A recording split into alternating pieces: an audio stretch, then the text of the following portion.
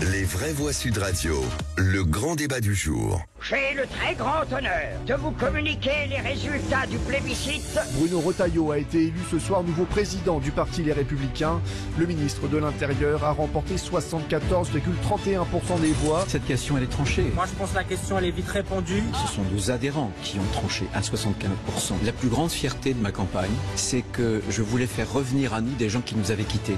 Et ils sont revenus. Il faut faire en sorte que nous soyons unis pour gagner, parce que divisés, nous sommes sûrs de perdre. Un plébiscite pour, en tout cas, Bruno Retailleau, le ministre de l'Intérieur, très largement élu président du parti Les Républicains avec 74% des voix face à Laurent Wauquiez. Il dit vouloir être, je cite, l'artisan de la victoire de la droite en 2027. Alors parlons vrai, est-ce que désormais on doit compter LR comme faisant partie de la majorité présidentielle, son président étant ministre? Et à la question, Retailleau a-t-il gravé la première marche pour la présidentielle? Vous dites non toujours à 65%. Vous voulez réagir? Le 0826 300 300. Et Julien Aubert est avec nous, vice-président du parti Les Républicains, président d'Oser la France. Monsieur le vice-président, merci d'avoir accepté cette invitation. Philippe Bilger.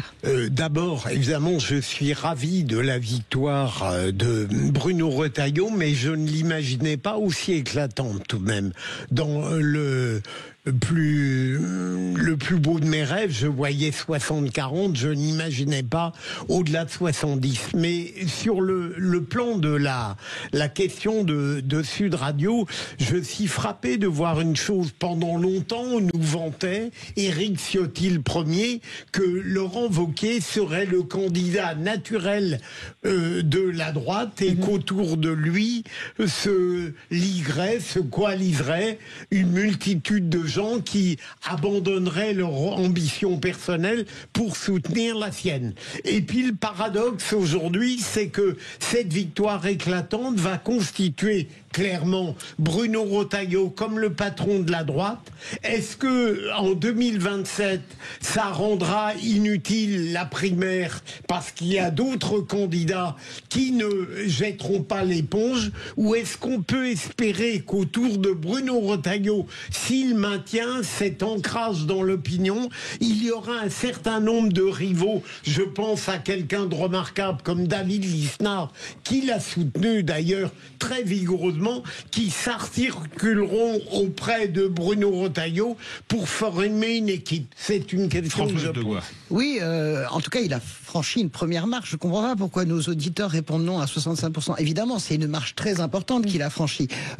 Quoi qu'on veuille en dire et quel que soit ce Alors, je vous coupe, il y a beaucoup de commentaires. Non, ce sera Édouard Philippe. La droite a toujours trahi ses promesses, etc. Bien sûr, mais c'est autre chose. C'est que quoi qu'en a voulu faire Emmanuel Macron, la réalité, c'est que dans ce pays, il faut diriger un parti politique. Il y a eu la parenthèse Macron et maintenant, je pense que le fait qu'il prenne la tête des Républicains et surtout qu'il ait multiplié par 3, je crois, le nombre d'adhérents pour venir, ça veut dire qu'il y a un goût pour la droite qui revient dans ce pays et lui, il est le patron du parti de la droite. Donc ça, c'est le premier point. Donc oui, je pense que c'est une première marche pour lui significative. Est-ce que c'est une marche de victoire? C'est là que tout se complique. La réalité, c'est que je peux imaginer que Gérald Darmanin va pas renoncer aussi vite, là, dans ce camp-là. Je ne vois pas du tout Édouard Philippe, qui sera notre invité exceptionnel demain matin chez Jean-Jacques Bourdin. Je ne vois pas du tout Édouard Philippe, qui est en tête de toutes les intentions de vote depuis des mois. Bruno Retailleau ou pas Bruno Retailleau, renoncer, je voudrais juste finir. Je termine très vite. Je ne vois pas comment Édouard Philippe renonce et surtout, je ne vois pas comment Gabriel Attal accepte de se ranger ou derrière Édouard Philippe ou derrière Bruno Retailleau. Donc le plus dur commence en fait aujourd'hui pour la droite, mais il y a un grand pas pour Retailleau personnel qui est fait, c'est évident. Moi je crois que Retailleau a intérêt de faire attention, parce que si 65% des gens disent que voilà, il n'est pas encore au summum, je pense qu'il ne faut pas qu'il nous déçoive. Parce que moi je parle en tant qu'ancien flic, les flics l'aiment à Retailleau. Et il va falloir qu'il fasse ses preuves avant de partir du ministère de l'Intérieur vers la tête des LR. Donc je pense qu'il a quand même une étape, une transition qui m'interpelle totalement.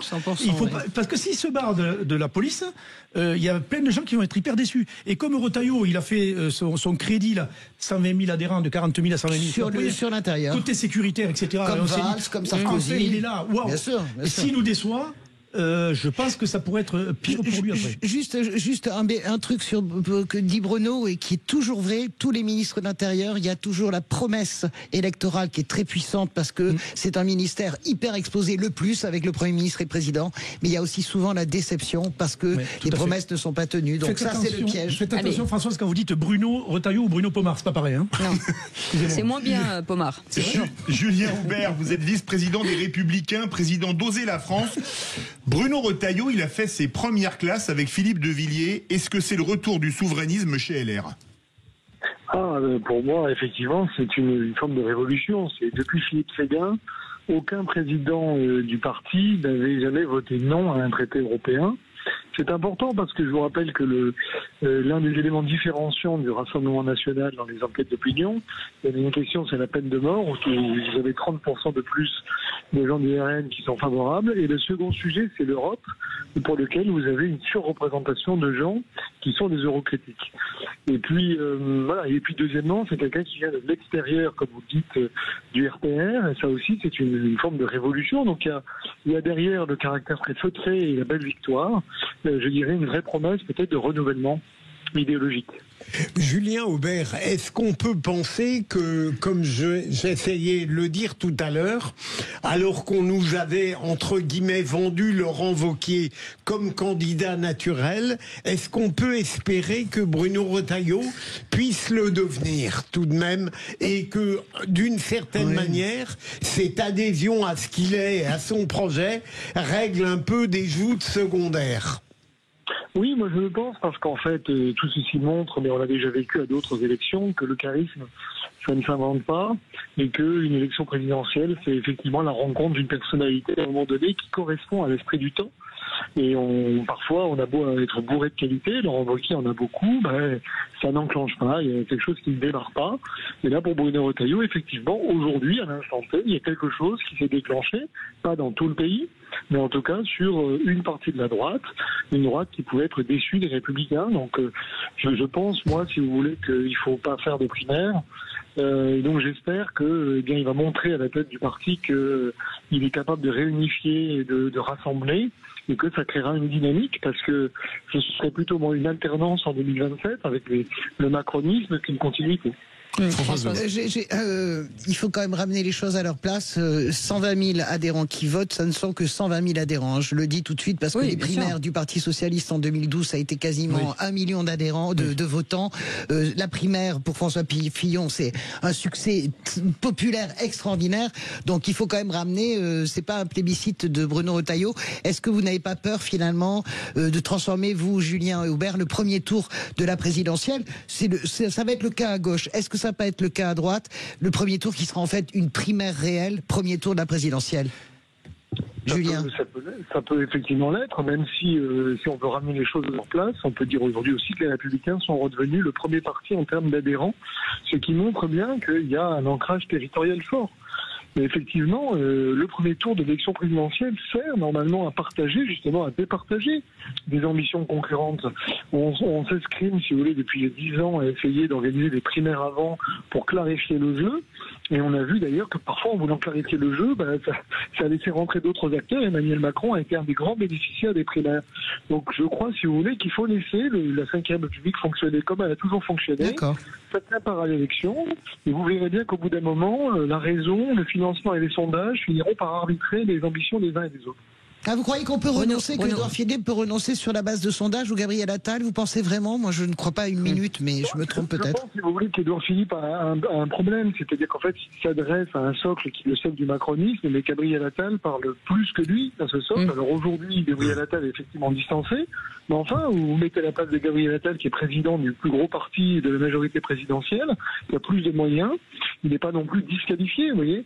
Et donc, je dirais, on pourrait très bien avoir une forme de rivalité Darmanin, Attal, Édouard Philippe, qui risque de faire du mal, je dirais, à Édouard Philippe.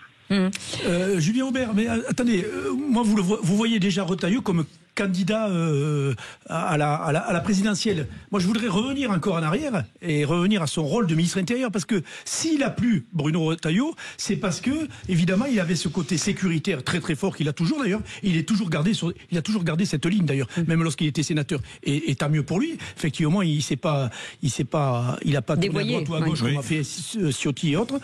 Mais est-ce que avant tout, il faut pas qu'il nous déçoive, qu'il déçoive au ministère intérieur l'action qu'il doit mener en matière de sécurité avant de penser à la présidentielle, parce que là j'ai l'impression qu'on va un peu vite en besogne. On disait ça y est, il va être président de la République. Non, moi j'ai pas dit qu'il serait président de la République, ni même qu'il serait candidat. Je vous dis que j'espère que ce qu'il va faire à la tête du parti va créer une onde de rassemblement. Après, vous savez, la longévité du bail à Beauvau, elle sera moins dictée par les velléités de Bruno Retailleau que par l'incroyable instabilité du Parlement issu des dissolutions, par le fait qu'ils ne sont pas d'accord sur le budget, par le fait que nous avons un président qui ne sait jamais s'il faut appuyer sur le bouton dissolution ou le bouton référendum. Donc, à un moment donné, il partira quand... Alors, soit parce qu'à un moment donné, on le bloquera sur des options qu'il a estimées, à mon avis, importantes, soit parce que tout simplement, ce sera la fin de vie de ce gouvernement. Mais c'est sûr qu'à un moment donné, moi en tout cas, je parle à mon titre personnel, je ne pense pas que les Républicains aient vocation à être le masque à oxygène du macronisme. Allez, il n'y a pas le bouton du référendum, il n'y a pas le bouton de la dissolution, mais il y a celui du 0826 300 300. Pascal de Tretz, dans les Bouches-du-Rhône, nous vous écoutons. Alors, je suis un petit peu d'accord avec ce que Bruno vient de dire, parce que moi j'ai l'impression que depuis hier soir, et puis même depuis l'élection, on se refait du 2005-2006 avant les présidentielles de 2007. C'est un petit peu du revu et Nicolas Sarkozy. Et j'ai intimement convaincu aussi que Bruno a raison. C'est que Bruno Sarkozy, pourquoi il a été élu président, c'est parce que il n'avait pas décidé sur sa ligne trajectoire du ministère de l'Intérieur de l'époque. Il avait été à fond et c'est ce qui a fait qu'il a été élu. Aujourd'hui, les choses sont différents. Et il faut vraiment que M. Retailleau ne se plante pas. Je suis pas du tout LR, je suis pas du tout LR, je suis plutôt de l'autre côté.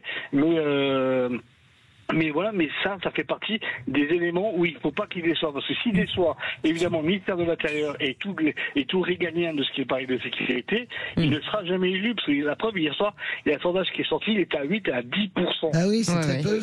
Restez avec nous. Restez avec nous, Pascal. Julien Aubert, est-ce qu'il y a incompatibilité entre le ministère et finalement la présidence des LR? Pas du tout. Non, je pense pas. Je pense que c'est assez bon d'ailleurs quand on est président de parti d'avoir exercé des fonctions ministérielles. Ça permet aussi de toucher du doigt. Et on a commencé avec une question sur la souveraineté. Moi, je suis convaincu que si on veut avoir un ministre de l'Intérieur performant, il faut un bon Parlement qui vote les lois, ce serait bien. Mais il y a aussi des problèmes de juges, des problèmes de jurisprudence, des problèmes juridiques qui empêchent aujourd'hui une action résolue en matière de sécurité ou de lutte contre l'immigration. Et je crois qu'il est en train aussi de toucher du doigt les limites, et ça permettra aussi de nourrir un projet pour le parti. Oui. Julien Aubert, je vous rejoins absolument. Je trouve évidemment il vaut mieux réussir au ministère de l'Intérieur, mais ça n'est plus central comme difficulté pour Bruno Retailleau, puisqu'il a insisté et il a gagné ce pari sur le fait que vous venez de le confirmer, que le ministre va renforcer le président des Républicains et le président des Républicains va donner de l'influence au ministre. Donc ça n'est pas le problème brillamment soulevé par Bruno Pomar, c'est évident, qui bénéficie du même prénom, mais ça s'arrête là. Françoise Degois. Moi, je ne suis pas du tout d'accord ni avec vous, Julien Aubert, ni avec Philippe Bilger. Je pense que c'est un vrai sujet. Je connais le caractère de la déception que provoque Beauvau. Je vous le redis, c'est un ciseau terrible, Beauvau. C'est le ministère qui vous permet de faire l'actualité 365 jours par an, y compris Noël et le jour de l'an, et y compris le 1er mai. Vous pouvez être tous les jours invité d'une matinale ou d'un 20h parce que vous avez des choses à dire. C'est un ministère qui donne une notoriété extrême, mais une notoriété en surface. C'est exactement ce dont bénéficie Bruno Retailleau. Quand vous regardez les sondages, dans le fond, la notoriété de Bruno Retailleau, elle est fragile. Et la preuve, c'est qu'en intention de vote, de toute façon, il est très très très très loin d'Édouard Philippe. Il est au niveau de Gérald Darmanin. Ça, c'est le premier point. Et je ne vois pas, je voulais juste juste vous dire ça. Je suis pas d'accord avec vous. Je pense qu'il a vite intérêt de se tirer de la place Beauvau. Parce qu'il y a un moment donné, vu l'instabilité du Parlement, il ne changera rien et il n'y aura pas de résultat. Et ce sera décevant. Julien Aubert. D'accord. Oui, mais je peux vous donner une autre statistique. Si vous prenez le nombre de présidents de la République qui ont été Premier ministre avant et qui ont occupé la fonction à Matignon, vous verrez que la liste est assez courte. Et donc, voilà, alors que Beauvau a donné plus de résultats. C'est le seul, c'est Sarkozy qui a réussi à transformer l'essai. Vous oubliez que François Mitterrand a été ministre de l'Intérieur. Non, mais je parle dans la continuité. Dans la foulée, le seul qui a réussi, c'est Nicolas Sarkozy. Tous les autres ont absolument échoué. Il n'y a pas de règle. Il y a un problème de fond, c'est que nous sommes dans une situation où, en fait, pour avoir des résultats, c'est très compliqué. On voit bien que vous êtes ministre de l'Intérieur, le Parlement n'est pas avec vous, le président est à moitié avec vous. Bien sûr. Et en plus, nous sommes dans un pays qui a perdu une partie de sa souveraineté. Voilà. Donc, quand bien même on serait président, il y aurait un Parlement, il y aurait quand même des problèmes de souveraineté. C'est ma conviction profonde. Voilà. D'accord. Donc, il faut parler franchement aux Français. Ils sont pas stupides. Ils savent très bien que c'est pas Majax ni Superman. Ils essayent de faire le maximum de ce qu'ils peuvent faire dans son poste. Je crois qu'ils ne prennent pas les policiers et les gendarmes pour des imbéciles ni les Français, ce qui est déjà quelque chose de très profitable. Et effectivement, à un moment donné, il faudra que son chemin se sépare. Mais c'est une décision qui lui appartient. Et il est allé avec un message qui était de dire j'y vais par responsabilité parce que j'ai pas envie d'avoir M. Delogu ou je ne sais qui au ministère de l'Intérieur. Voilà. Donc je le vois mal en fait partir pour laisser la place à la gauche, les enchemiser au gouvernement. Voilà. Donc on verra bien comment les mois suivants vont s'organiser. Merci beaucoup Julien Aubert d'avoir accepté cette invitation, vice-président du parti Les Républicains et président d'Oser la France et de l'Institut Valmy, bien entendu. Et vous restez avec nous dans un instant, Pascal. On va jouer au qui c'est qui l'a dit et on va gagner le qui c'est qui l'a dit. Je vous le dis. Cette fois-ci, c'est vous là. Hein non mais vous me remercierez, vous verrez. Vous allez m'envoyer un énorme chèque comme d'habitude. Et... Non, vous mettrez l'ordre à mon nom.